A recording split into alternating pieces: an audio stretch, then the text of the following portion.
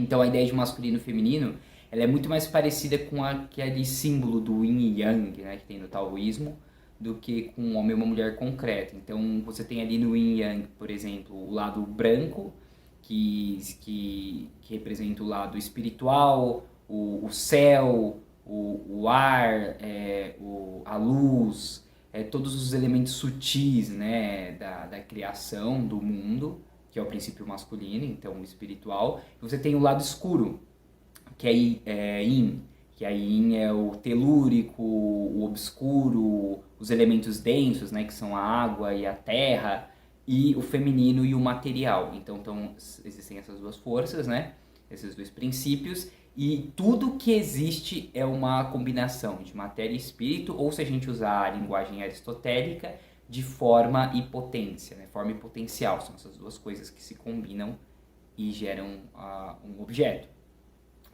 Então não é difícil a gente entender o que isso significa, que tudo é uma combinação dessas duas coisas, precisa de uma forma e precisa de um material adequado para essa forma se manifestar.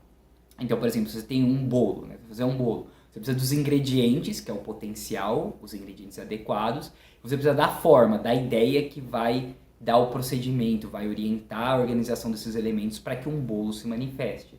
Se você tiver um problema nos ingredientes, a forma não consegue se manifestar. E se você tiver um problema na forma, na ideia, na receita, os ingredientes não vão virar um bolo. Então você precisa de uma relação adequada entre forma e potência e matéria para as coisas se manifestarem. Tudo funciona assim no mundo, na visão aristotélica, que é a visão da Idade Média. Então quando a gente fala dessa história de Adão e Lilith, né, o Adão e Eva, a gente está pensando numa interação entre esses princípios masculinos e femininos que criam o mundo, e que uma relação adequada entre eles cria a vida, e que uma relação inadequada entre eles gera um monstro, né? Ou você tentar fazer um bolo com os ingredientes errados ou com a receita errada, você vai gerar um monstro, né? Uma coisa que não é equilibrada.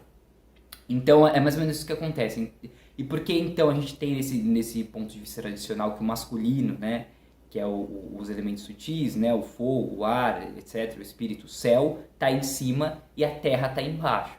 Então, quando eles estão nessa união entre o céu em cima e terra embaixo, você tem um universo equilibrado e aí você cria a vida é possível nessa organização.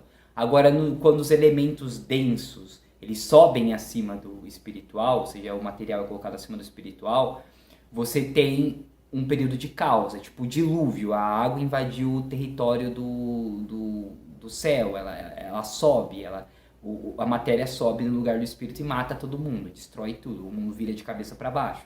Essa é a ideia, então, de o masculino em cima e o feminino embaixo, ou o céu em cima e terra embaixo, uma relação própria.